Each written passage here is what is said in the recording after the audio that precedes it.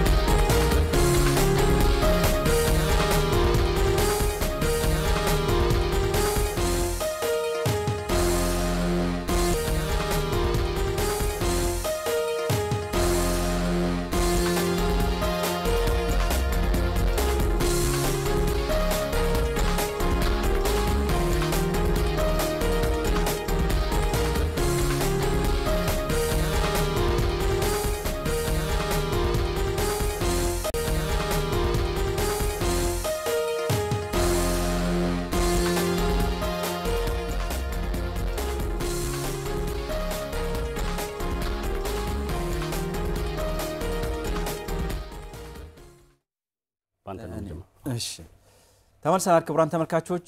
ፕሮግራማችን ቀደም ሲል እንዳስተዋወቅኳችሁ በህፃናት አይን ጤና ዙሪያ ነው ዛሬ ውይይት የምናደርገው። እዚህ ስቱዲዮአችን ደግሞ የተገኙት ዶክተር ዳግማዊ ናቸው። ዶክተር ዳግማዊ ከጎንደር ነው ለዚህ ፕሮግራም ሲሉ የመጡት። እጅግ በጣም እናመሰግናለን በተመልካቾች ስም። ራሳቸውን ሰፋ አድርገው እንዲያስተዋውቁ ለእርሳቸው እድሉን እንሰጣለሁ። እንድትከታተሉ አብረን ጋብዛለን። እንኳን ደህና መጡ ዶክተር። እንኳን ደህና ቆያችሁኝ። በጣም ነው የማመሰግነው እንግዳይ ስለሆኑ ከጎንደር ድረስ ነው የመጡ ለዚህ ፕሮግራም። በተለይም የህፃናት አይን ጤና አሳሳቢ ችግር ነው ቁጥሮቹም እንዳየነውና ይሄ መወራት አለበት በደንብ ማህበረሰቡ ማወቅ አለበት ብለው አስበውና ለዚህ ለማህበረሰቡ አገልግሎት ለመስጠት ስለመጡ እጅግ በጣም አድርጌ ማመሰግናለሁ። እኔም አመሰግናለሁ እዚህ ስለጋብዛችሁኝ ይሄንን መልእክት እንዳስተላልፍ ያው እድሉን ስለሰጣችሁኝ በጣም አመሰግናችኋለሁ። ጥሩ ሙሉ ስሞት እንዲያስተዋውቁልኝ ጋር። እሺ ስሜ ዶክተር ዳግማይ አበበ እባላለሁ። በጎንደር ዩኒቨርሲቲ የአይን ህክምና ማዕከል የህፃናት አይን ህክምና እንዲሁም የአይን መንሻወረር የአይን የነርቭ ህክምና ስፔሻሊስት ነኝ። እነዚህ ሶስቱ ማለት ነው አጠቃላይ። በጣም አመሰግናለሁ ዶክተር። ስለ ህፃናት አይን ጤና ስናነሳ እንግዲህ ብዙ የሚነሱ ነገሮች አሉ። ምንድናቸው ችግሮቹ እንዴት ይመጣሉ የሚለውን በተወሰነ መንገድ የሚያስፈልግ ዶክተር። የህፃናት አይን ህክምና ያው ስናየው ትንሽ ይመስላል ግን ውስጡ በጣም ሰፊ ነው። በጣም ብዙ አይነት የህፃናት አይን በሽታዎች ወይም አይን ህክምና የሚፈልጉ ነገሮች አሉ። ሰፊ ነው በጣም ግን ከነዚህ ውስጥ ያው ህብረተሰቡ ላይ በጣም በተደጋጋሚ የሚከሰቱ የተወሰኑ ችግሮች አሉ። እነሱን በተወሰነ መልኩ ለማየት እንሞክራለን።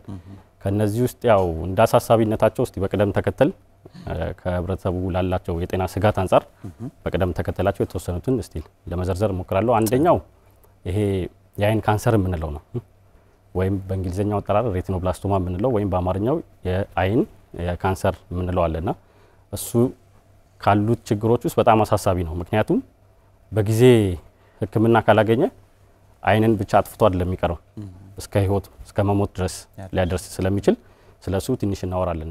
የመጀመሪያው ይሄ እንግዲህ የአይን ካንሰር ወይም የብርሃን መቀበያ ላይ የሚከሰት የአይን ካንሰር እንለዋለን ሬቲኖብላስቶማ። ምልክቶች አሉት ብዙ።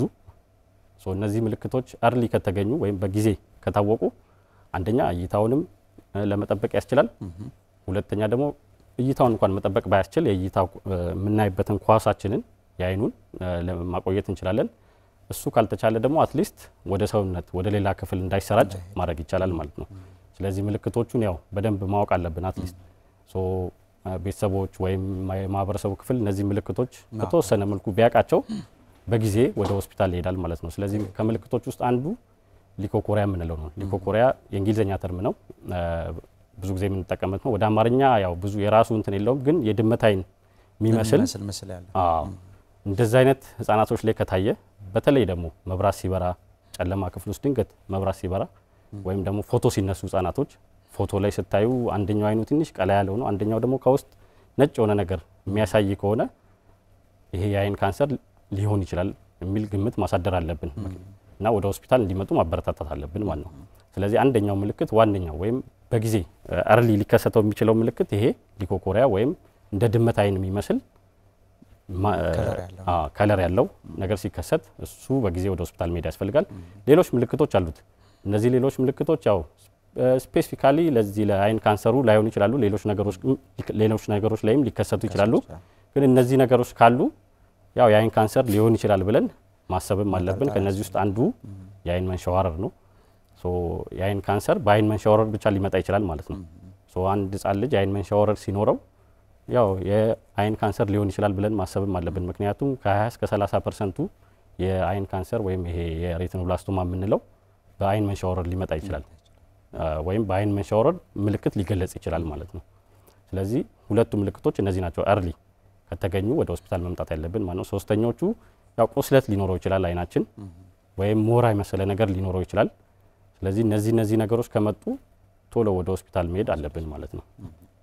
ስለዚህ አንደኛውና አሳሳቢው ችግር ይሄ የብርሃን መቀበያ ላይ የሚከሰት የአይን ካንሰር ወይም ሬቲኖብላስቶማ የምንለው ነው። ምልክቶቹም እነዚህን ይመስላሉ ከሞላ ጎደል ማለት ነው። ጥሩ ቀጣዩ በመነጽር ይስተካከል የሚችለው ሌላው ዋናው በብዛት ደግሞ በስፋት ይሄ የአይን ካንሰር ጥቂት ነው ግን ያው በደንብ ህክምና ካላገኙ ህፃናቶች ውስጥ ከመሞት ላይ ደርስ ይችላል። በብዛት የምናገኘው ደግሞ ይሄ በመነጽር የሚስተካከል የእይታ ችግር ነው ወይም ሪፍራክቲቭ ኤረር የምንለው። ይሄ በመነጽር የሚስተካከል የእይታ ችግር ውስጡ ብዙ ክፍልፋዮች አሉት ወይም ብዙ ታይፖች አሉት። ማዮፒያ የምንለው አለ። ማዮፒያ የምንለው ያው የቅርቡን ማየት እንችላለን የሩቁን ግን ማየት አንችልም። ሌላኛው ሃይፐሮፒያ የምንለው አለ። ይሄ ሃይፐሮፒያ የምንለው ደግሞ የቅርቡን ማየት አንችልም የሩቁን ግን ማየት እንችላለን። አስቲግማቲዝም እንለው አለ ደግሞ አስቲግማቲዝም እንለው ያው ዲስቶርትድ ሆኖ ተዘብራርቆ ሲታየን ማለት ነው። ስለዚህ እነዚህ የመነጽር ችግር በዓለማችን ላይ በጣም በስፋት ነው የሚገኘው።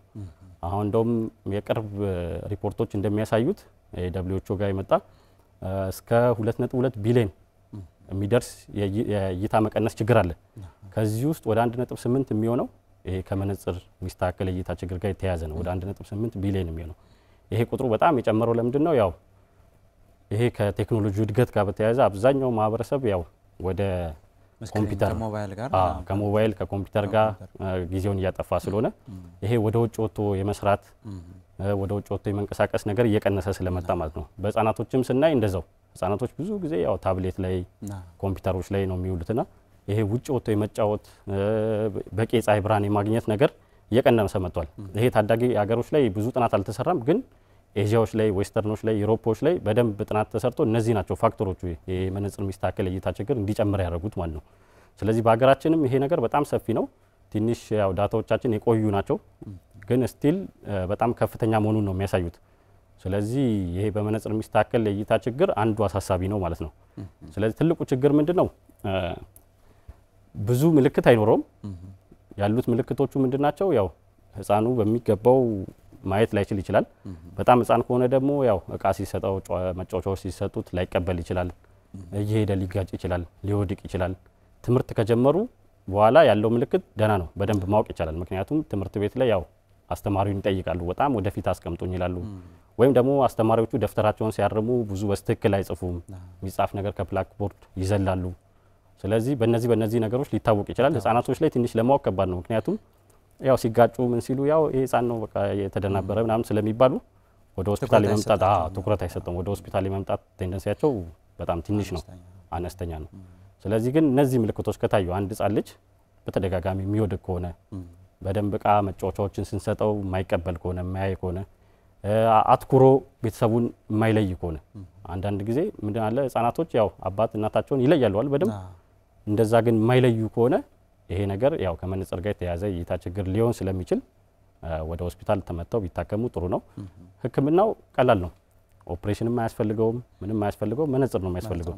ስለዚህ ትክክለኛውን ብዙ ቅድም እንዳልኩ ብዙ ታይፖች አሉት። ማዮፒያ ምንለው፣ ሃይፐሮፒያ፣ የቅርቡን የርቀቱን ማየት ማንችልባቸው አሉ።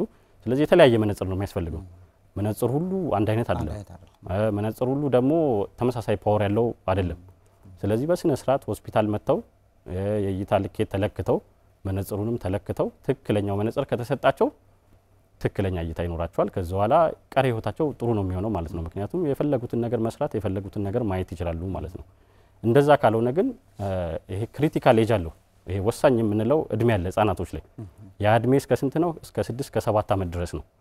ስለዚህ እስከ 7 ዓመት ድረስ እነዚህ የአይን ችግር ያለባቸው ወይም የመነጽር የሚስተካከል የአይን ችግር ያለባቸው በጊዜ መጥተው እስከ 7 ዓመታቸው ድረስ ህክምና ካላገኙ ወይም በመነጽር ካልተስተካከለ እይታቸው ሙሉ ለሙሉ እንደቀነሰ ነው የሚቀጥለው ማለት ነው። ምክንያቱም ያቺ 7 ዓመት ወሳኝ ሰዓት ነች። ለምን? የአይምሮ ክፍላችን የሚያድግባት ታይም ነች። ስለዚህ የአይምሮ ክፍላችን ከእይታችን ከአይናችን በቂ ብርሃን እያገኘ እያደገ ከሄደ በተለይ አይናችንን የሚቆጣጠረው የአይምሮ ክፍል አለ። ከዚህ ከጀርባ የምናገኘው ኦሲፒታል ኮርቴክስ የምንለው ከጀርባ የሚገኝ የአይምሮ ክፍል አለ። ያ ሙሉ ለሙሉ በሚባል ደረጃ እይታችንን የሚቆጣጠረው እሱ ነው። ስለዚህ እሱ እንዲያድግ በቂ ብርሃን በቂ እይታ ማግኘት አለብን። እሱን ካላገኘን ያው የአይምሮ ክፍላችን ቀጭጮ ነው የሚቀረው። ስለዚህ ከ7 ከ8 ዓመት በኋላ ይሄ የአይምሮ ክፍላችን እንደቀጨጨ ከቀረ ከዛ በኋላ መመለስ አይችልም ማለት ነው። ስለዚህ ለህፃኑ የፈለገ ህክምና ቢደረግለት መነጽርም ኦፕሬሽንም ቢደረግ እይታ አይኖረውም ማለት ነው። ይሄ የምንለው ያው ሰነፍ አይን የምንለው አለ። አምቢሎፒያ ወይም ሌዚ አይ የምንለው ወይም ሰነፍ አይን ይሆናል ማለት ነው። እይታው ከላይ የምታየው ምንም ነገር አይኖርም። ይሄ የሚታይ በኦፕሬሽን የሚስተካከል ነገር ምንም ላይኖረው ይችላል፣ ግን ሰነፍ ይሆናል አይኑ። ለምን? የጭንቅላታችን ክፍል በዛው ቀጭጮ ስለሚቀር ሳያድግ ማለት ነው። ስለዚህ እቺ 7 ዓመት በጣም ወሳኝ ኤጅ ነች። ስለዚህ ኤኒ የህፃናት የአይን ችግር ካለ ሆስፒታል መጥተው መታከም አለባቸው ማለት ነው። አለበዛ ያው ኮንሲኩዌንሱ ወይም ውጤቱ ትንሽ የከፋ ስለሆነ ማለት ነው። ልክ ነው። ጥሩ። ለሌላው የአይን ሞራ ግርዶሽ የምንለው ትልቆቹም ያጠቃል። አዎ የአይን ሞራ ግርዶሽ የምንለው አብዛኛውን ጊዜ ያው እንደምንሰማው ትላልቆቹ ስለኝ ከስሙም አብዛኛውን ጊዜ ኤጅ ሪሌትድ ካታራክት ነው በእድሜ ገፉ ላይ የሚከሰት የአይን ሞራ ግርዶሽ ነውና ስለዚህ ይሄ ነገር ህፃናቶች ላይ ያው ብዙ ሰው ትላልቆቹ ሰው ላይ ስለሚያቀው ህፃናቶች ላይ አይከሰትም ተብሎ ይታሰባል ግን ህፃናቶቹ ላይም የአይን ሞራ ግርዶሽ አለ ስለዚህ ይሄ የአይን ሞራ ግርዶሽ በጊዜ ከተገኘ እንዳልኩ እቺ ወሳኝ ኤጇ እስከ 6 ከ7 አመት ድረስ ነች በዛ ታይም ላይ ይሄ ህፃን መጥቶ ሆስፒታል ላይ ኦፕሬሽን ከተደረገለት እይታው ሙሉ ለሙሉ ሊመለስ ይችላል ማለት ነው ካልተመለሰ ግን ካልመጣ ግን ያው ውጤቱ የከፋ ነው ስለዚህ ይሄ የአይን ሞራ ግርዶሽ እንደ ህፃናቶች እንደ አዋቂዎቹ በእድሜ ምናምን ይመጣ አይደለም ህፃናቶቹ ላይ አብዛኛው ብዙ መንስኤዎች አሉት እንዲሁም ብዙ ክፍልፋዮች አሉት ከታይፖቹ ብዙ ጊዜ አንደኛው አይን ላይ ብቻ ሊሆን ይችላል የሚከሰተው ወይም ደግሞ ሁለቱም አይን ላይ አንድ ላይ ሊመጣ ይችላል አንዳንዴ ከምት ጋር የተገናኘ ሊሆን ይችላል ወይም ደግሞ በራሱ የሚመጣ ሊሆን ይችላል አንዳንዶቹ ጋር ሲወለዱ ገና እንደተወለዱ የመጀመሪያው ቀን ላይ እንደወጡ ልታዩት ይችላል አንዳንዶቹ ጋር ደግሞ ካደጉ በኋላ 1 አመት 2 አመት 3 አመት ከቆዩ በኋላ ሊከሰት ይችላል አንዳንድ ይሄ ዩዛሊ በሁለት አይን ላይ የሚከሰተው ነው ብዙ ጊዜ ያው ለእይታ ማስጊው ነው እሱ ነው ሁለቱ አይን ላይ ሲከሰት በጊዜ ካልታከመ ያው ሁለቱንም አይን ያጠፋዋል ማለት ነው ስለዚህ እሱ ብዙ ጊዜ የሚከሰተው በምንድነው በርግዝና ጊዜ በቂ ክትትል ካለማድረግ የርግዝና ጊዜ ላይ አንዳንድ ጊዜ እናቶች ይታመማሉ ኢንፌክሽኖች ሊኖሩ ይችላሉ እነሱ በጊዜ ህክምና ካላገኙ የነሱ ውጤት ህፃኑ ላይ ያርፋል ማለት ነው ከውጤቶቹ አንዱ ደግሞ ይሄ የአይን ሞራ ሊሆን ይችላል ስለዚህ በርግዝና ጊዜ በቂ ጥሩ የሆነ በባለሙያ የታገዘ ክትትል ማድረግ ያስፈልጋል ማለት ነው እንደዚህ አይነት ነገሮችን ለመከላከል ሌላኛው ከውስጥ ደዌ ችግሮች ጋር የተያያዘ ሊሆን ይችላል ለምሳሌ የስኳር በሽታ ህፃናቶቹን ሊያጠቃ ይችላል ገና የተወለዱ ህፃናትን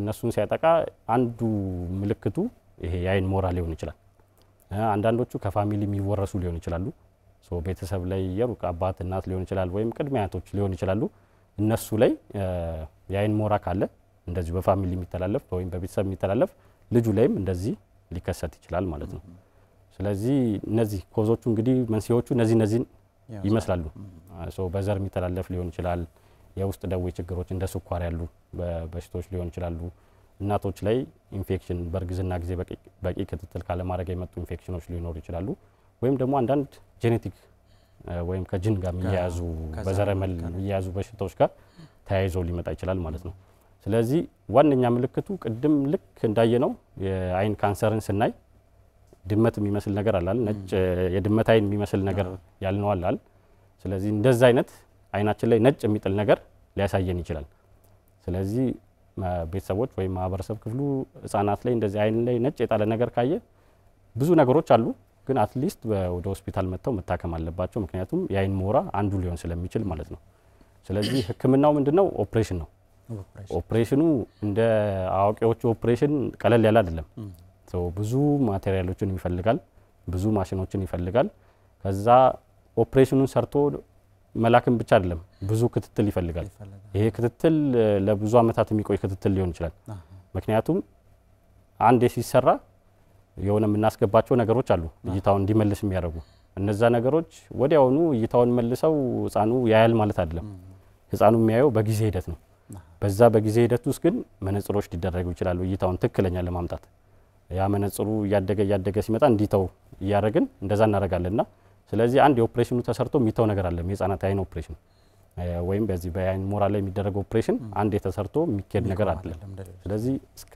የተወሰነ አመታት ድረስ ትክክለኛ ክትትል ያስፈልጋል እንደዛ ሲሆን ነው ጥሩ እይታ የሚኖራቸው ስለዚህ እንደ አዋቂዎቹ ትንሽ ቀለል ያለ እንትን አለም ከበድ ያለ ነው የቴሪሸሪ ወይም ሶስተኛ ሌቭል ላይ ያሉ ህክምና ቦታዎች ላይ ነው ብዙ ጊዜ የሚሰጠው ስለዚህ ያው የማህበረሰብ ክፍሉ እንደዚህ አይነት የአይን ሞራ የሚመስሉ ምልክቶችን ሲያይ ወደ እነዚህ አገልግሎት ወደሚሰጥባቸው ተቋማት ቢመጣ ጥሩ ነው ማለት ነው ምክንያቱም ትክክለኛውን ህክምና ያገኛል ትክክለኛውን ህክምና አይደለም በቂ ትክክለኛውንም ክትትልም ይደረግለታል ማለት ነው ጥሩ ለእይታም እንዲመቸን ዶክተር ምስሎችን ከመጀመሪያው ጀምረን እናያቸውና በዛው አለፍ አድርገን እናያለን አሁን የአይን ሞራ ግርዶሽን አይተናል ቀጣይ ትራኮማን የምናይበት ላይ አቆማን እናያለን ዳይሬክተራችን ተጋብዘንና የመጀመሪያውን ከዛ በኋላ ያው ምልክቶቹ በደንብ እንዲታዩ ከማለት ነው ያው በመኛውን እንየው ዶክተር በምልክት ሲሆን የመጀመሪያው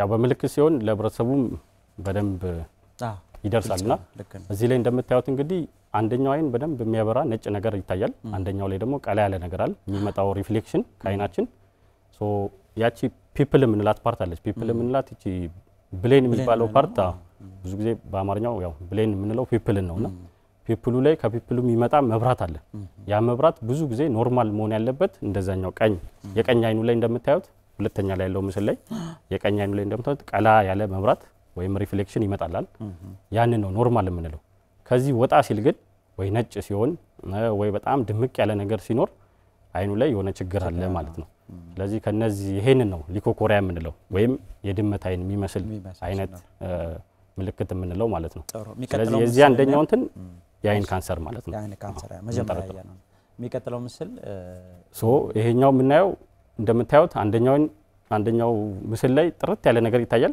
ሁለተኛው ምስል ላይ ደግሞ ብዥ ያለ ነገር ነው የሚታየው ማለት ነው ይሄ ምንድነው የሚመስልልን ሪፍራክቲቭ ኤረር ወይም በመነጽር የሚስተካከል እይታ ችግር ማለት ነው ሌሎች ነገሮችም እንደዚህ ሊያመጡ ይችላሉ ግን በመነጽር የሚስተካከል እይታ ችግር ሲኖር እንደዚህ ብዥ ብሎ ነው የሚታየን ማለት ነው ስለዚህ መነጽር ሲደረግ እንደዛኛው ጥርት ብሎ ይስተካከላል ማለት ነው ይሄኛው ያው የመነጽር የሚስተካከሉ የእይታ ችግሮች እንዴት ህብረተሰቡ ላይ እንደሚያጠቁ ነው የሚያሳየውና ማዮፒያ ሃይፐሮፒያ ምንለው አንደኛው ፒክቸር ላይ የቅርቡ ብዥ ብሎ ይታያል የቅርቡ ደግሞ የቅርቡ በደንብ ይታያል ጥርት ብሎ የሩቁ ደግሞ ብዥ ብሎ ይታያል ስለዚህ የሩቁ ብዥ ብሎ ሲታይ ወይም ደግሞ የቅርቡ ጥርት ብሎ ሲታይ ይሄ ማዮፒያ ምንለው ነው የዚህ ተቃራኒ ደግሞ ሃይፐሮፒያ ምንለው ማለት ነው ስለዚህ እንደዚህ ነው ማኒፌስት የሚያደርጉት ማለት ነው እሺ ይሄኛው ካታራክት ነው እንደምታዩት በደንብ ይታያል እንደ ቀድሙ እንደ ድመት አይኑ የመሰለ ግን ከዚህ ደመቅ ያለ ነጭ የጣለ ነገር አይን ላይ ሲታይ የአይን ሞራ ሊሆን ይችላል የአይን ሞራ ብቻ አይደለም ሌሎች ብዙ ነገሮችም አሉ ግን ያው ዋንኛነት የምናስበው ይሄ የአይን ካንሰሩንና የአይን ሞራው ነው ከዛ ህክምና ላይ ሲታይ ነው ሌሎቹን ደግሞ ነገሮች የምናስበው ማለት ነው ጥሩ ቀጣይ ምስል እናያለን ትራኮማ በዚሁ ያየ ነው በዚህኛው ትራኮማ እንግዲህ ያው አገራችን ላይ ካሉ አሳሳቢ በሽታዎች አንዱ ነው የአይን በሽታዎች ማለት ነው በዓለም አቀፍ ደረጃ ያው አብዛኞቹ ሀገሮች ይሄንን ነገር እያጠፉት ነው ትራኮማን ግን አፍሪካ ላይ ስፔሻሊ ደግሞ ከሰሃራ በታች ያሉ የአፍሪካ ሀገሮች ላይ ይሄ ትራኮማንትን ስቲል እንደቀጠለ ነው እኛ ሀገር የተሰሩ ጥናቶች አሉ እነዚህ ጥናቶች ትንሽ ያው ቆየት ያሉ ቢሆንም 2005 2006 አካባቢ ይመስለኛል ናሽናል ሰርቬይ ተሰርቷልና ከዚህ ሲሰራ ያው የትራኮማንትን በጣም ከፍ ያለ ነው 40 ኦልሞስት ወደ 40% አካባቢ ይጠጋል የትራኮማ ስርጭት ከዚህ ደግሞ ወደ 60 ምናምን የሚሆነውን ፐርሰንት የሚሸፍነው እዚህ አማራ ክልል ላይ ያለው ነውና አማራ ኦሮሚያ እና ደቡብ ክልሎች ላይ በጣም በከፍተኛ ሁኔታ እየተሰራጨ ያለ በሽታ ነው ይሄ ትራኮማ ያው የሚከሰተው በባክቴሪያል ኢንፌክሽን ነው በባክቴሪያ በሚመጣ በተዋሳያን በሚመጣ የአይን ኢንፌክሽን የሚከሰት ነው ህክምናው በጣም ቀላል ነው የኢንፌክሽኑን ለማዳን የምንጠቀምባቸው መድኃኒቶች ቀለል ያሉ ናቸው ግን ትልቁ ችግር ይሄ ትራኮማ የምንለው በሽታ ከብዙ ነገሮች ጋር የተያያዘ ነው አንደኛ ከምንኖርበት አካባቢ ጋር የተያያዘ ቁርኝነት አለው የምንኖርበት አካባቢ ጽዱ ካልሆነ የምንጠቀመው ውሃ ጽዱ ካልሆነ ይሄን በሽታ ማቆም ከባድ ነው ማለት ነው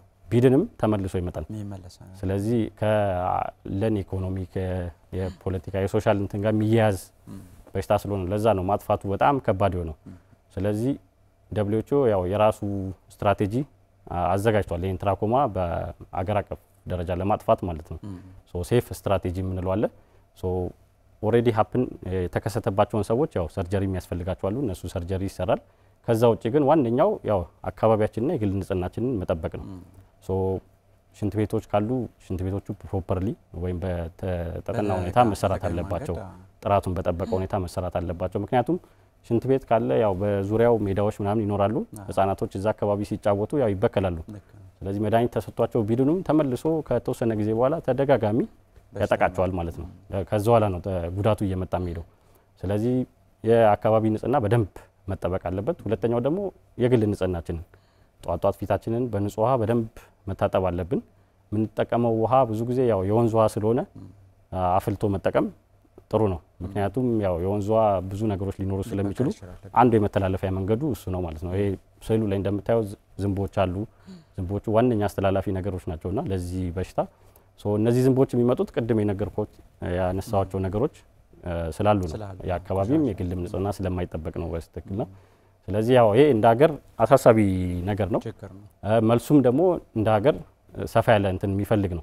ምክንያቱም እነዚህ ነገሮች ለማስተካከል የግልን የአካባቢ ንጽህና ለመጠበቅ ብዙ መሟላት ያለባቸው ነገሮች አሉና እነሱ ሲስተካከሉ ነው ይሄ ነገር ሊጠፋ የሚችለው። ዞሮ ዞሮ ይሄ ትራኮማ የምንለው ያው በተዋሲያን የሚመጣ የኢንፌክሽን ነው አይን ላይ። በተደጋጋሚ አንድን ህጻን ልጅ ሲያጠቃው ምን ያደርጋል? የውስጠኛው የአይናችንን ክፍል እንዲቆጣ፣ እንዲያብጥ፣ እንዲቆስል ያደርጋል። በተደጋጋሚ ይሄ ነገር ሲመጣ ይቆስልና ጠባሳ ነገር ይፈጥራል አይናችን ውስጥ። ያ ጠባሳ ደግሞ እየቆየ ይመጣና የአይናችንን የጸጉር ክፍል ወደ ውስጥ እንዲገባ ያደርገዋል። ወደ ውስጥ ሲገባ የአይናችንን የኮርኒያ ወይም ብርናፌ የምንለውን እየፈቀፈቀ ጠባሳ እንዲጥል ያደርገዋል። ከዛ በኋላ ሙሉ ለሙሉ ህጻኑ አይነ ስውር ይሆናል ማለት ነው። ስለዚህ ቀጣዩን እናይና ደግሞ በቀጣዩ ነው ወይ ከቫይታሚን ኤ ጋር የተያያዘ ነው። ቫይታሚን ኤ ማጥረት ይሄ ቫይታሚን ኤ እጥረት ያው ይሄም ልክ እንደ ትራኮማ ሁሉ ውጪዎቹ ላይ ኦልሞስት እየቀረ ያለ በሽታ ነው። ብዙዎቹ አዩም እንደዚህ ኤዥያዎቹ ዩሮፕ ላይ ዌስተርን ላይ ስትሄድ እነሱ ጋር የቆመ የጠፋ በሽታ ነው። ግን እኛ ሀገር ያው ታዳጊ ላይ ስለሆነ እነዚህ በሽታዎች ስቲል አሉ። ይሄ ቫይታሚን ኤ እጥረት ምንድነው? ፕሮፐርሊ ያው በደንብ የምግብ ስርዓታችን ጥሩ ስላልሆነ የሚከሰት በሽታ ነው። የቫይታሚን ኤ በሰውነታችን ውስጥ እጥረት ሲኖር የሚከሰት ነገር ነው። ቫይታሚን ኤ ለሰውነታችን ብዙ ጥቅሞች አሉት። ለእይታ ይጠቅመናል፣ በሽታን ለመከላከል ይጠቅመናል። ሴሎቻችን ወይም የሰውነታችን የተገነቡ ሴሎች በደንብ እንዲያድጉ ያደርገናል። ዲፈረንሺዬሽን የምንለው አንድ ሴል ሲያድግ የራሱ የሆነ መንገዶች አሉት። ስለዚህ ከትንሽ ነገር ልክ ህጻናት ሲያድጉ እንዴት ነው እኛ አሁን እዚህ ደረስነው ገና ስንወለድ ህጻን ነበርናል። እያደግን ነው። ልክ እንደዛው ሁሉ ሴሎቻችንም እንደዛው ነው። ከትንሽ ነገር እያደጉ ነው የሚሄዱትና ያንን ነገር የሚያፋጥነው ይሄ ቫይታሚን ኤ ነው። ስለዚህ ቫይታሚን ኤ እጥረት አለ ማለት ያው ሰውነታችን ላይ አይናችን ላይ ብቻ አይደለም ሰውነታችን ላይ ብዙ ነገር ሊከሰት ይችላል። ለኢንፌክሽን በጣም ተጋላጭ ልንሆን እንችላለን። ስለዚህ አንደኛውና ዋነኛው ሌላው ጥቅሙ የቫይታሚን ኤ ምንድነው? ይሄ ለስላሳ ቆዳዎች ምንላቸው አሉ አይናችን ውስጥ፣ አፋችን ውስጥ፣ አፍንጫችን ውስጥ ያሉ ለስለስ የሚሉ የቆዳችን እነሱ በደንብ እንዲያድጉ ያደርግልናል። ቫይታሚን ኤ የለም ማለት ሰውነታችን ውስጥ እነዚህ ለስለስ የሚሉ ቆዳዎች እንዲደርቁ ያደርጋል። ስለዚህ በሚደርቁበት ጊዜ እንደዚህ አይነት ምልክቶችን እናያለን። የመጀመሪያው ምልክት ያው ማታ ማታ በደንብ አለማየት ነው ወይም ዳፍንት የምንለው በአማርኛ ማለት ነው። አንድ ህጻን ልጅ ቀን ላይ በደንብ ደህና ይሆንና እስከ 10 ሰዓት ምናምን እስከ 11 ሰዓት ድረስ በደንብ ያያል፣ ይጮታል። ልክ 11 ሰዓት ይሄ ደንገዝገዝ የሚልበት ታይም ላይ ግን መውደቅ ይጀምራል፣ አይታየውም፣ የሆነ ነገር አምጣ ስትለው እንትን አይልም። ይሄ ስለዚህ አንዱ የቫይታሚን ኤ ምልክት ነው፣ የመጀመሪያው ምልክት ነው። እዚህ ስቴጅ ላይ ይሄ ህጻን በቂ የቫይታሚን ኤ እንክብሎች ተሰጥቶት ወይም በሄልዝ ኤዱኬሽንም በትምህርትም ምግቡን እንዲያሻሽል ከተደረገ ቀጣይ ሊመጡ የሚችሉ ነገሮችን መከላከል ይቻላል ማለት ነው። ግን እዚህ ስቴጅ ላይ በደንብ የህፃን ህክምና ካላገኘ ቀጣይ የሚመጡት ውጤቶች ከባድ ናቸው። ስለዚህ አንደኛው ይሄ የምታዩት ቢቶት ስፖት የምንለው አለ፣ እንደ አረፋ የሚጥል ነገር ነጭ ነገር ከጫፏ ላይ ትታያለችና ይሄ የአይኑ የድርቀት እንትን ሁኔታ እያሳየ ነው። እየደረቀ ሲመጣ አይናችን ስንጨፍን ስንዘጋ የድርቀቱ ፍሪክሽኑ እየባሰ ነው የሚሄደው። ሲብስ እንደዚህ አይነት ነገር ወይም ቢቶት ስፖት ነጭ የሚጥል ነገር ያመጣል። ከዚህ ባስ ሲል ደግሞ የአይናችን የላይኛውን መስታወት ወይም ብርናፌ የምንለውን ወይም ኮርኒያ የምንለውን እሱን ነገር እየፈቀፈቀ እንዲላጥ ያደርገዋል። በሚላጥበት ጊዜ ያው ጠባሳ ይፈጥራል፣ ከዛ አይነ ስውር ያደርጋል ማለት ነው። ስለዚህ ይህንን ለመከላከል ያው ምንም አያስፈልግም። ምግብ ቫይታሚን ኤ የሚያካቱ ምግቦችን ለምሳሌ እንደ ካሮት፣ እንደ ጥቅል ጎመኖች፣ የእንስሳት ተዋጽኦዎችን እነ ወተት፣ እነ ስጋን በተለይ ደግሞ ከተገኘ የአሳ ዘይት እነሱን ብንጠቀም ያው በቂ የቫይታሚን ኤ ማግኘት ስለሚቻል ይህን ነገር መከላከል እንችላለን ማለት ነው። እንደ ሀገር ያው ብዙ ሆስፒታሎች ላይ የተሰሩ ጥናቶች አሉ። ያው ዛም ስለሚሰራ እንዲ ሰመራይዝ የተጠቃለለ ነገር ባይኖርም ግን አብዛኞቹ እንደሚያሳዩት ከአንድ ጥናት ሲሰራ 2% የሚሆነው ህፃናቶች በዚህ በቫይታሚን ኤ ተጠቂ ናቸው። ስለዚህ 100 ህፃን ቢሆን 2 አለ ማለት ነው። ይሄ በደንብ ምልክት ያላቸው ህፃናቶች ናቸው። እነዚህ በስዕሉ እንደምናየው ምልክት ያላቸው ህፃናቶች 2% ይሆናሉ። ምልክት የሌላቸው ግን እጥረት ያለባቸው ህፃናቶች ደግሞ አሉ። ስለዚህ በሰውነታቸው ውስጥ የቫይታሚን ኤ በቂ የቫይታሚን ኤ መጠን የሌላቸው ግን ምልክቱን ገና ያላሳዩ ህፃናቶች እነሱ ወደ 40% ይደርሳሉ። ስለዚህ እነዚህ 40%ቱ በጣም ሃይ ሪስክ ናቸው ማለት ነው፣ ወይም በጣም ተጋላጭ ናቸው። ምክንያቱም ትንሽ ኢንፌክሽን ቢይዛቸው ወይም ሳል ነገር ቢይዛቸው ወይም የኩፍኝ ቢይዛቸው ኦልሬዲ በሰውነታቸው ውስጥ እጥረት አለ የቫይታሚን ኤው። ስለዚህ ያ ኢንፌክሽኑ ወይም የኩፍኙ ምኑ ደግሞ የባሰ ፍላጎቱን ስለሚጨምር ያባብስባቸዋል ወዲያው ወደዚህ ወደ ዴፊሽንሲ ይሄዳሉ ማለት ነው ስለዚህ እንደ ሀገር አቀፍ ያው ምልክት ባይታይም ወደ 40% በተለያዩ ጥናቶች 40% የሚሆኑት ይሄ ጥረት እንዳለ ነው የሚያሳየውና ትንሽ አሳሳቢ ነው ስለዚህ በደንብ ይሄ የሄልዝ የጤና ትምህርት ላይ በደንብ መስራት አለበት ምክንያቱም የተመጣጠነ ምግብ ኖሮም እውቀቱ ስለሌለ እንትን ማይል ሰው አለና ልክ ነው እያለ አሁን በቅርብ ካሮትና ጥቅል ጎመን እያለ በቅርባችን ያሉ ናቸው ጥሩ ስልክ እንቀበላለን ዶክተር እሺ ውሃ እየጠጡ እስከዛ ሄሎ አቤት ጤና ይስጥልን አብሮ ይስጥልን ማን እንበል ከየት ነው የደወሉልን ምህረት ባላለው ከሻሸመኔ እሺ አቶ ምህረት ይቀጥሉ ጥያቄውን አጋጣሚ አሁን ነው ፕሮግራሙን በድንገት የከፈትኩት እሺ ከጀመራችሁ በኋላ እንደዚህ የሁለት አመት ልጅ እያለ ጀምሮ አይኑ በተረጋጋሚ በቃ ተመርዟልኝና ቀይ ሆኗል ልጁ አሁን ቢያንስ በተረጋጋሚ ከመናም ስንወስደው 10 አመት ሲሞላው ይጠፋል አለርጂክ ነው ምናምን ይባላል እሺ አሁን 5 አመቱ ላይ ደርሷል ግን ምንም አይነት ያደር እንኳን ለውጥ የለውምና ጭራሽን እየባሰው ሄደ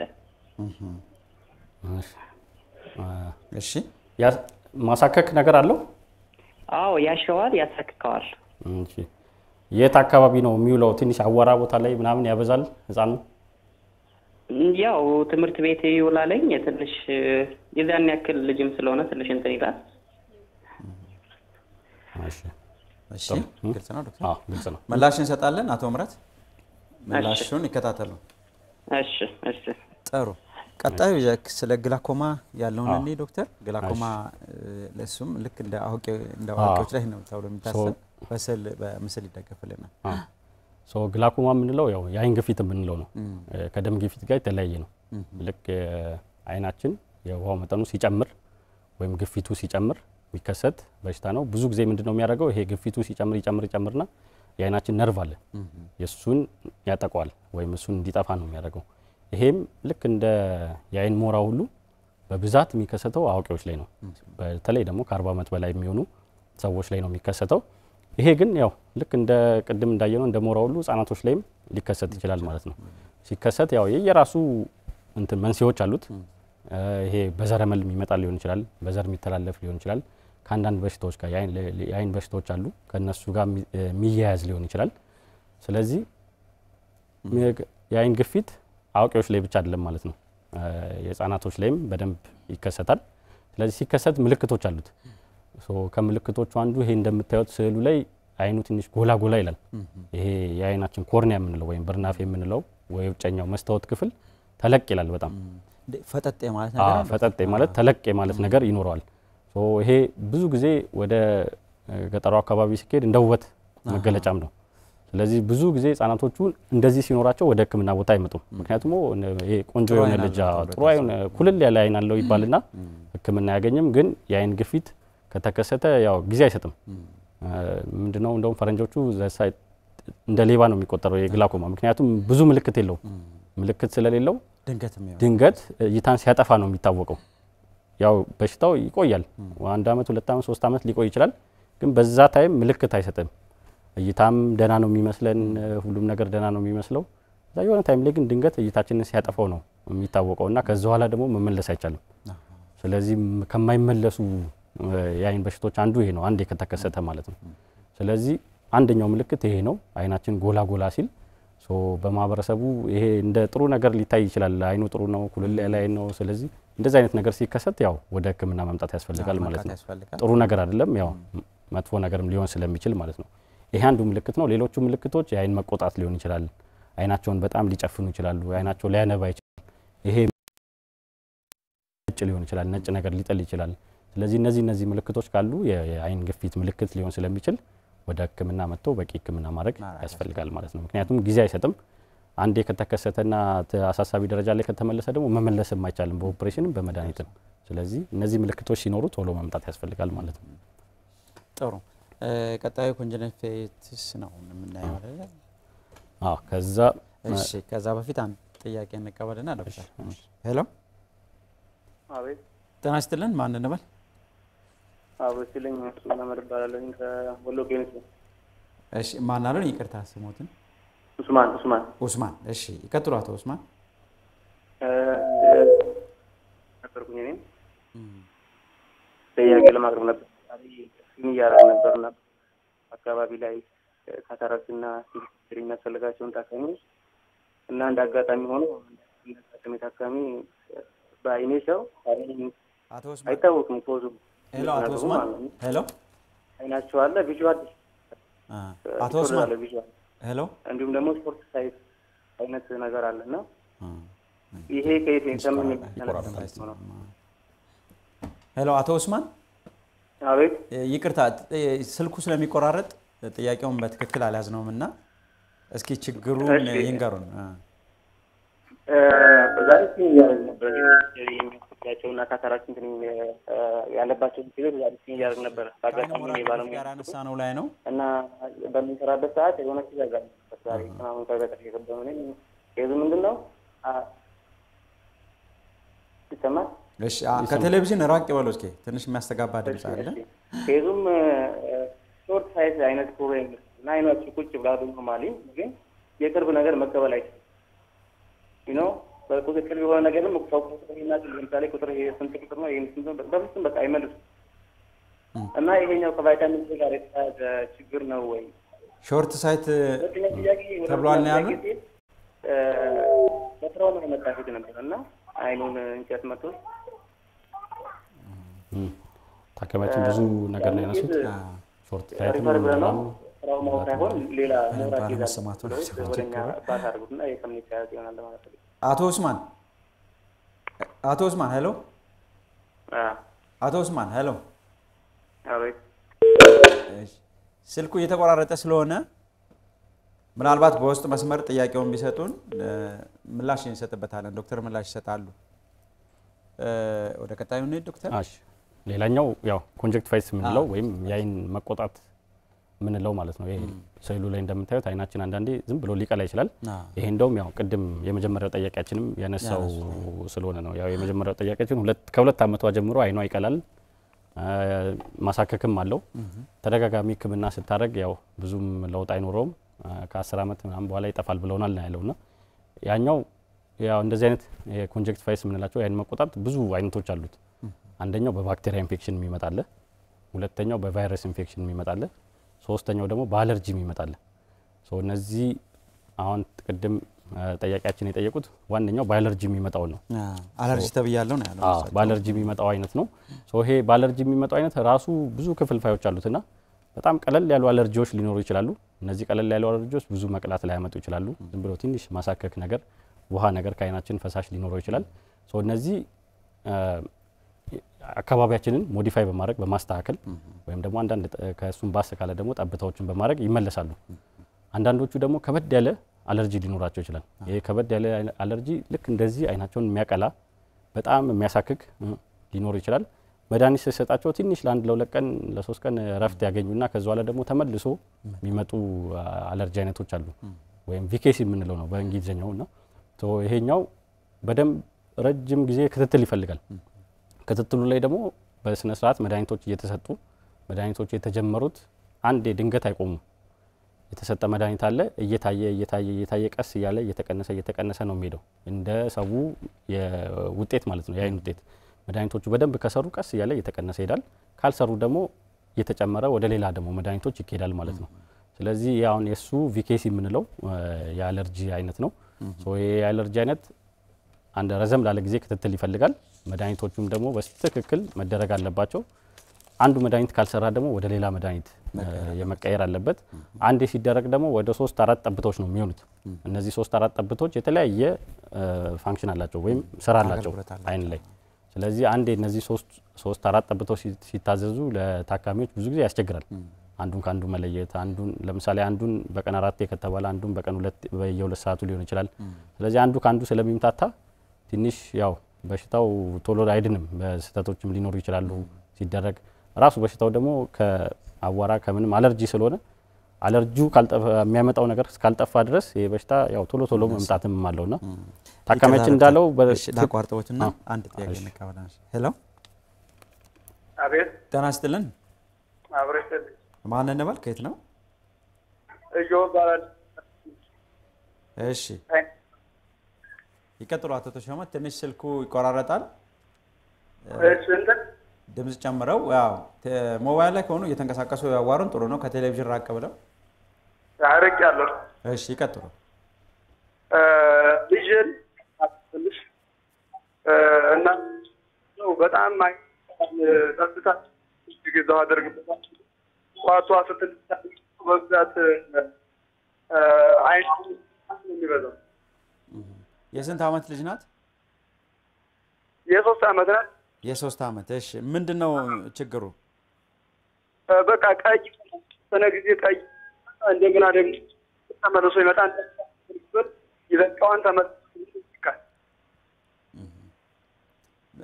ምልክቱን ለዶክተር ቢነግሯቸው ጥሩ ነው። መቅላት አለው፣ ማሳከክ አለው። አዎ ያሳክ እንደገና ደግሞ ይቃል። እሺ ሁሉ እነዛ ጧጧ አይናር በጣም ነው በጣም በብዛት የአይናር ነው የሚይዘው። ወይ ምን አይነት ፈሳሽ ነው ያለው? ውሃማ ነው ወይስ ትንሽ ወፈር ያለ ነገር ነው? ወፈር ያለ ነገር እንደ መግል አይነት ነገር ያለው ነው? አዎ አይኗ ላይ በጣም ችግር ነው የሚልባት። ማሳከክስ አለው በጣም? አዎ ያሳከክ በቃ ይልባል መለስ በጣም አስቸግሮኝ። እሺ ምላሽ ይሰጥበታል። አቶ ተሾመ ይከታተሉ ምላሽ። እሺ ጥሩ። የአቶ ምህረትን ጥያቄ የአቶ ምህረትም የአቶ ተሾመም ተመሳሳይ ስለሆኑ ከኮንጀክቲቫይትስ ጋር የሚያያዝ ነው። እንደቀድም እንዳልኩት ያው ኮንጀክቲቫይትሱ ያው በባክቴሪያም በቫይረስም በአለርጂም ሊመጣ ይችላል። አለርጂ ቀለል ያሉ አለርጂዎች አሉ፣ ከበድ ያሉ አለርጂዎችም አሉ። አሁን ሁለቱም የጠየቁን ያው ከበድ ያለው አለርጂ ያለባቸው ነው የሚመስሉት ከምልክታቸው አንፃር። መድኃኒት ቶሎ ቶሎ እየተሰጠ ግን በሽታውም ቶሎ ቶሎ የማይቆም ከሆነ በተደጋጋሚ የሚመጣ ከሆነ ይሄ ከበድ ያለው የአለርጂ አይነት ነው። ይሄ የአለርጂ አይነት ያው ቅድም እንዳልኩት ክትትል ይፈልጋል ረጅም ጊዜ። ክትትሉ ዝም ብሎ ሳይሆን ያው መድኃኒቶቹ እየታዩ ውጤት አላቸው የለውም፣ አይኑ ላይ ለውጥ አምጥቷል አላመጣም ወይ፣ ለውጥ ካላመጣ የሚሰጠውን መጠኑን እየጨመርን እንሄዳለን፣ ለውጥ ካመጣ ደግሞ እየተቀነሰ ይሄዳል። እንደዛ ተጨምሮም ምንም ለውጥ ካላመጣ ወደ ሌላ መድኃኒቶች ይቀየራሉ። ከዛ ደግሞ ሌሎች ደግሞ አብረው የሚያያዙ ጠብታዎች አሉ። ይሄ ነገር ለረጅም ጊዜ እንዳይቆይ የሚያደርጉ እነሱ ጠብታዎች በስነ ስርዓት እየተደረጉ ነው ወይ የሚለውን ማየት አለብን። ዋንኛው ያው የዚህ ቪኬሲ ወይም ከበድ ያለ አለርጂ መከላከያ መንገዱ ምንድነው? ምንጩን ማወቅ ነው። አለርጂው ምን እንደሚያስነሳው አለርጂውን ወይም መቆጣቱን የሚያስነሳው ነገር ምን እንደሆነ ማወቅ ነው። ህፃናቶች ላይ ብዙ ጊዜ ያው የፀሐይ ጨረር አለ፣ አዋራ አለ። እነዚህ ነገሮች ያው ማጥፋት አይቻልም። ስለዚህ በተቻለ አቅም ከእንደዚህ አይነት ነገሮች እንዲርቁ ማድረግ ነው፣ መምከር። ብዙ ጊዜያቸውን አዋራ ላይ ፀሐይ ላይ እንዳያጠፉ ማድረግ ነው። ባስ ካለም የፀሐይ መነጽር ትክክለኛውን ፎቶክሮሚክ የምንለው የፀሐይ መነጽር አለ፣ በሐኪም የታዘዘውን እሱን ማድረግ፣ ምክንያቱም ከዩቪ ከፀሐይ ጨረር ስለሚከላከል ማለት ነው። እድሜ ሲጨምር ምናልባት ይሄ ነገር ይሄ የአለርጂ አይነት ያው እንደሚባለው እድሜ ሲጨምር እየቀነሰ ይመጣል። ምክንያቱም ሰውነታችን ያው እየለመደው ስለሚሄድ ወደ 7 8 9 10 ገፍቶም አንዳንዴ እስከ 12 እስከ 13 ዓመት ድረስ ከዛ በኋላ የመጥፋት ነገር ያሳያል። እሺ ስልክ አለ። ሄሎ ጤና ይስጥልን። አብሮ ይስጥልን። ማን እንበል? ከየት ነው? ትዕግስት እባላለሁ ከሰላ ነበር። እሺ ይቀጥሉ ትዕግስት ጥያቄውን። እኔ ልጄ ናት 8 ዓመት ሆኗታል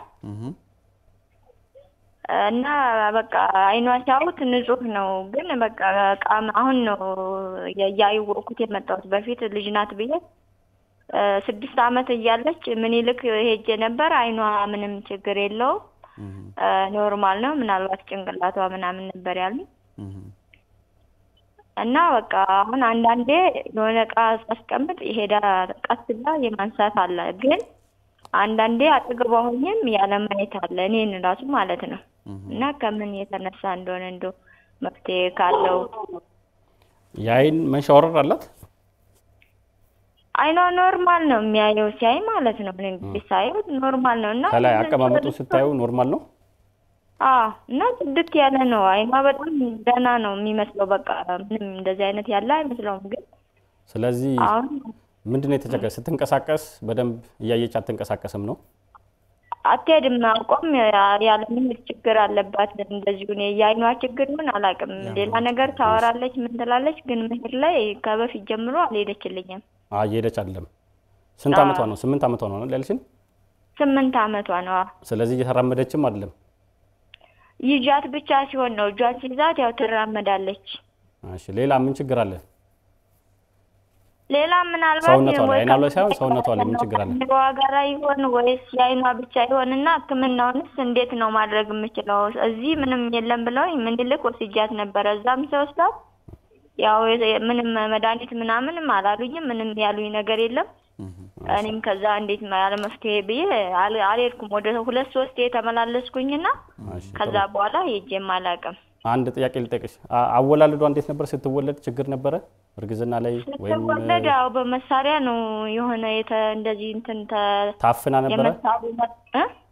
መታፈን ነገር ነበራት ልትወለድ ስትል እንደዛ ብለው ብራሴ ቶኛሽ ምናምን ብለውኝ እኔን በአጋጣሚ ማለት ነው እኔ ግን አልሆንኩኝም በስቲሽ ብቻ ያው በመሳሪያ ተጠቅመው ነው ተስባ እንደዚህ የተሳበችበት ምልክት ነበረው እሺና ምላሽ እንሰጣለን ትግስት ይከታተሉ ምላሽ እሺ አመሰግናለሁ በዚህ ወደ ጥያቄ እንላለን እሺ የእንትኑ ልጨርሰዋል ስለዚህ የቅድሙ ያልኩት ያው አለርጂው ከበድ ያለ አለርጂ ያለባቸው ናቸው ሶ እያደጉ ሲመጡ 12 11 13 አመት በኋላ የመጥፋት ባህሪ ያሳያል ምክንያቱም ሰውነታችን ያው በደም መከላከል እንትኑን ስለሚያዳብር እየጠፋ ይሄዳል እስከዛ ድረስ ግን በደንብ ክትትል ያስፈልጋል እስከዛ ድረስ ታክሞ ክትትል ካላገኘ ይሄ የሚያሳክከው ነገር ካልጠፋ ያው በተደጋጋሚ አይናቸውን በሚያሹበት ጊዜ ይሄ ከላይ ያለው መስታወት በርናፊ የሚለው እየሳሳ ይሄዳል እሱ እየሳሳ ይሄድና እይታቸውን በደንብ አርጎ ነው የሚቀንሰውና ከዛ በኋላ እሱ ከሳሳ ደግሞ ያው ህክምናው ምንድነው ቀዶ ጥገና ነው የሚሆነው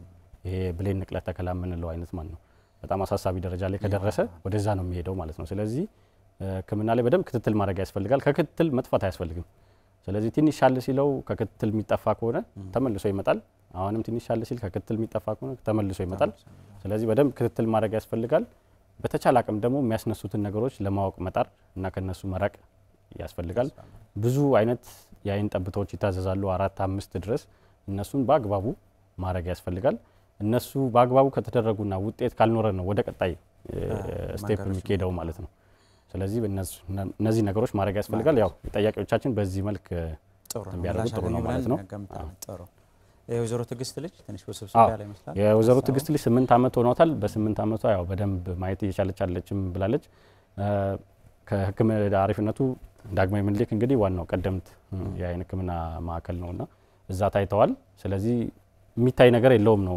ያሏትና እንደዚህ አይነት ነገሮች ብዙ ጊዜ የሚከሰቱት ከምን ጋር በተያያዘ ነው ይሄ ሲወለዱ መታፈን ወይም ሌሎች ነገሮች ሊኖሩ ይችላሉ ከውልደት ጋር በተያያዘ የሚመጡ ችግሮች እነሱ ሲኖሩ ይሄ ጭንቅላት ክፍላችንና የአይን ነርቫችን ይጎዳል ስለዚህ የአይን ነርቭ ከተጎዳ ደግሞ አይናችን ከላይ ጥርት ምንም ምልክት ያለው አይመስልም ግን ነርቭ ከውስጥ ይቃጠላልና ስለዚህ በቂ ብርሃን ምናም ብናይም ነርቭ ስለማያስተላልፍ እይታ አይኖረንም ማለት ነው እና የወዘሮ ትግስት እንግዲህ የሚመስለው እንደዛ ነው ከመታፈኑ ከእርግዝና ጋር ከነበረው ችግር አንኳያ የአይን ነርቭ የተጎዳ ይመስለኛል የተቃጠለ ይመስላልና እይታ ማይኖራትም ለዛ ነው መራመድ ማትችለውም እንዳለችው ከሱ ጋር የተያዘ ጭንቅላትና የአይን የነርቭ ክፍሎች ስለሚጎዱ ማለት ነው ከመታፈኑ ጋር በተያያዘ ያሱ ይመስላል ብዙ እኛ ሀገር ባለው እንትን የዚህ ህክምና ብዙ የለውም እይታን መመለስ አይቻልም አንዴ የአይን ነርቭ ከተቃጠለ ነው ያው በደንብ ታክማ እሱን ነገር ሲነገራት በሱ ዙሪያ ማውራት ይችላል ግን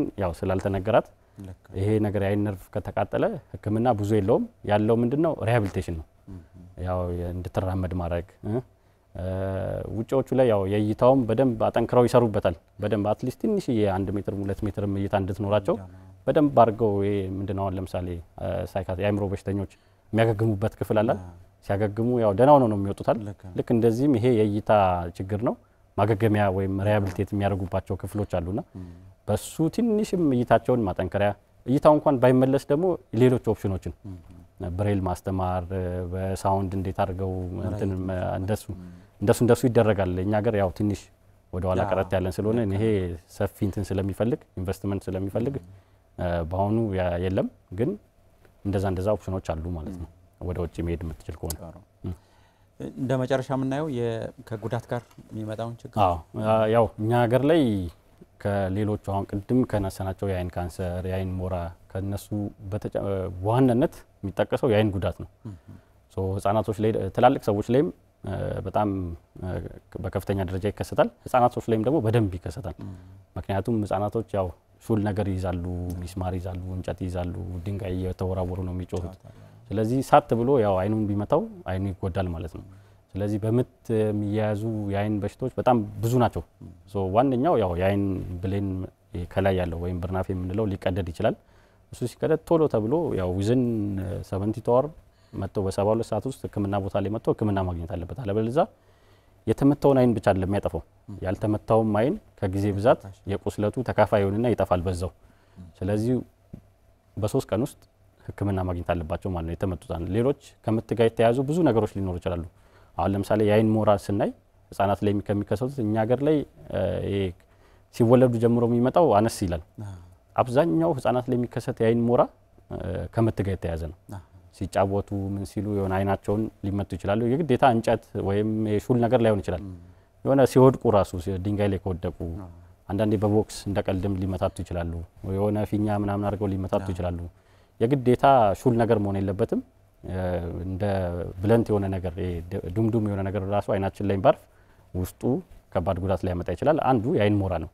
አሁን ለምሳሌ ጎንደርን ኤክስፒሪየንስ ብናደርግ ከ50 ከ60% በላይ የህፃናት የአይን ሞራ ከምት ጋር በተያያዘ የሚመጣ ነው። ስለዚህ እሱ ደግሞ ያው እንደሌሎቹ ቀለል ያለ ኦፕሬሽን አለ የሚሆነው። ኦፕሬሽኑ ከባድ ነው። ምክንያቱም ምቱ በተጓዳኝ ሌላ የአይን ክፍሎችንም ስለሚጎዳ ማለት ነው። አይናችን ብዙ ክፍሎች አሉት። ያው እንዲህ ስናያት ነው ትንሽ የምትመስለው እንጂ ውስጧ በጣም ሰፊ ብዙ ክፍሎች አሏትና አንዷ ክፍል ስትጎዳና 2-3 ክፍል ሲጎዳ ውጤቱ ያው እኩል አይሆንም። ስለዚህ ከምት ጋር የሚመጣ ነገር ብዙ ጊዜ 3-4 ክፍሎችን ስለሚጎዳ ኦፕሬሽኑም በዛው ልክ ከባድ ነው። ግን በጊዜ ከመጡ ውጤቱ ጥሩ ይሆናል ከሚዘገዩ ይልቅ ማለት ነው። ስለዚህ የምት አንዱ አሳሳቢ ነገር ነው ከአይን ጉዳት ጋር በተያያዘ ማለት ነው። ጥሩ እንደማጠቃለያ የምናነሳው ዶክተር በተለይ የህፃናት አይን ጤና ላይ አሳዳጊዎች ወላጆች ሊያውቁት ይገባል የሚሉትና ያው ቀደም ሲል እንዳነሳ ነው ህፃን ከመሆናቸው አንፃር ጉዳቱ ተሎ ይለይተው ተሎ ወደ ህክምና የመምጣት ጉዳይም ስላለ ስለማይኖር ብዙ ጊዜ ምን ያስተውሉ ምን ጥንቃቄ ያደርጉ እንደማጠቃለያ አሁን ላይ ያው በቂ የትምህርት እንትኖች የተሰራጩ ስለሆነ አብዛኛው ሰው ያው ይመጣል ወደ ሆስፒታል።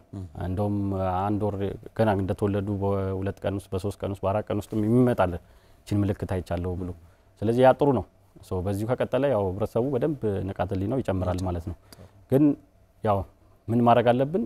ህፃናቶች ላይ የተለየሽ ነገር ካየን ለምሳሌ እስከ 3 ወር ድረስ ትንሽ ከባድ ነው። ምክንያቱም እስከ 3 ወር ድረስ እይታ ችግር አለ ወይስ የለም የሚለውን ነገር ማወቅ ከባድ ነው። ለምሳሌ የአይን መንሸዋረር ብዙ ያው ሰፊ ስለሆነ ሌላ ጊዜ በሰፊው እናወራለን።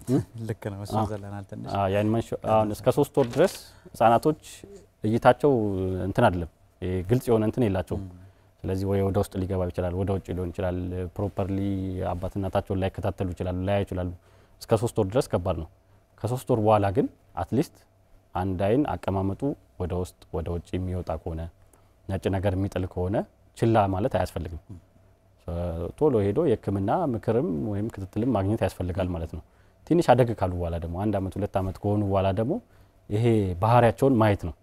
ስለዚህ ቃ ስንሰጠው የማይቀበል ከሆነ እኛ ስናየው የማይከተለን ከሆነ ህፃን እንዲያተኩረን ስናየው ሌላ ነገር የሚያይ ከሆነ ብርሃን ስናረግ በጣም የሚፈራ ከሆነ አይኑን የሚጨፍን ከሆነ አይኑን የማይለቅስ ከሆነ ቶሎ አይኑ በጣም የተቆጣ የሚቀላ ከሆነ ቅድም እንዳየነው ደግሞ የድመት አይን የሚመስል ነገር ነጭ ነገር ፎቶ ላይ ምን ስናነሳው መብራት ስናበራ እንደዛ አይነት ነገሮችን ካሳየ ስልክ ስንሰጠው ወይ የሆነ ነገር ስንሰጥ በጣም እንዲያቀርቦ የሚያይ ከሆነ ወይም ደግሞ እንዲ በጣም አርቆ የሚያይ ከሆነ እነዚህ ነገሮች ያው አሳሳቢ ናቸው።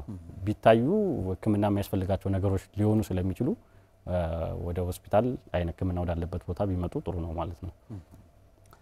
በጣም ጥሩ በጣም ነው ማመሰግን ዶክተር ዳግማዊ አበበ እዚህ ተገኝተው መለሰጡን ሰፋ ያለ ማብራሪያ እጅግ በጣም አርጌን ማመሰግነው። አክብረውንም እዚሁ ከጎንደር ባህር ዳር ድረስ መጣው ነው ይሄን ፕሮግራም እንድናዘጋጅ ፈቀዱልንና በጣም ነው ማመሰግን ዶክተር ዳግማዊ። ያው ዶክተር ዳግማዊ እንግዲህ ያው በክልላችን አሉ ከሚባሉ በተለይ ህፃናት ላይ የአይን ህክምና ሰብ ስፔሻሊስት ከሰሩ ጥቂት ሐኪሞች ውስጥ አንዱ ናቸው። ክልሉ ላይ ክልሉን ለማገልገል ካሉት እንደ ብዙዎቹ ወደ አዲስ አበባ ነው ያሉ ግን እሳቸው በክልል ላይ የሆነው አካባቢያቸውን እያገለገሉ ያሉ ባለሙያ ናቸው እጅግ በጣም አርገን ማመሰግን ስለዚህም አክብሮታል ዶክተር እኔም በጣም አመሰግናለሁ እዚህ ድረስ ጠርታችሁ ይሄንን በአይን ህክምና ዙሪያ መልእክት እንዳስተላልፍ ስላደረጋችሁን በጣም አመሰግናለሁ ያው የህፃናት አይን ህክምና አሳሳቢ ነው እኛ ደግሞ ያው ውስጡ ስላለን ጭራሽ በጣም ነው የምንጨነቀውና ስታይ ህፃናቶቹ ያሳዝኗል ያው ህክምና ቀለል ባለ ነገር ህክምና ማግኘት እየተቻለ ህክምና ሳያገኙ ቀርተው ይሄ ክሪቲካል ወይም ወሳኝ እድሜያቸው አልፎ ከዛ በኋላ አይነ ስውር ሲሆኑ ማየት በጣም ያሳዝናልም ያማልምና ስለዚህ ይሄ ነገር እንዳይከሰት ያው ጠርታችሁ መልእክት እንዳስተላልፍ ስላደረጋችሁኝ ከልብ አመሰግናለሁ በጣም አመሰግናለሁ ዶክተር ፕሮግራማችን በዚህ ነው የሚጠናቀቀው ክቡራን ተመልካቾች በሚቀጥለው ሳምንት ደግሞ ከሌላ ባለሙያ ጋርና ሌላ ርዕሰ ጉዳይ ይዘን እንገናኛለን መልካም ጊዜ ይሁንላችሁ